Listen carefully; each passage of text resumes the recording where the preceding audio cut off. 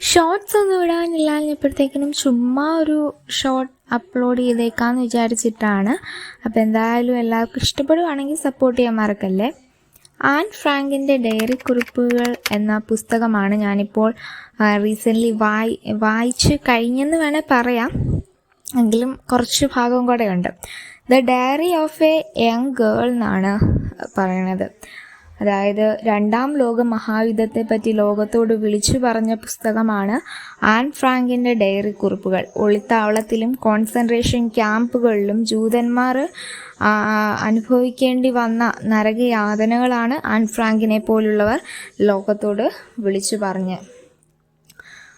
An ഫ്രാങ്കിൻ്റെ diary കുറിപ്പുകൾ വായിച്ചിട്ട് എനിക്ക് ഒരുപാട് ഇഷ്ടപ്പെട്ടു. കാരണം ഒരു 12-13 ആ ഒരു വയസ്സുകാരുടെ മനസ്സിലുള്ള ചിന്തകളും അവരുടെ ഒരു റൊട്ടീനും ഒക്കെ ഇതിൽ ആൻ ഫ്രാങ്ക് അവരുടെ ആ ഒരു ഡയറിക്ക് ഇട്ടിരിക്കുന്ന പേരെന്ന് പറയുന്നത് കിറ്റി എന്നാണ്. മൈ ഡിയർ കിറ്റി എന്നാണ് ഡയറി എഴുതി തുടങ്ങുമ്പോൾ തന്നെ തുടങ്ങുന്നത്.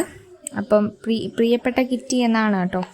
അപ്പം എല്ലാവർക്കും ഇങ്ങനെ ബുക്ക് വായിക്കാനായിട്ട് ഇഷ്ടമാണെങ്കിൽ, എന്നെപ്പോലെ ഇഷ്ടമാണെങ്കിൽ നിങ്ങൾ കമൻറ്റ് ബോക്സിൽ അറിയിക്കാൻ മറക്കല്ലേ കേട്ടോ.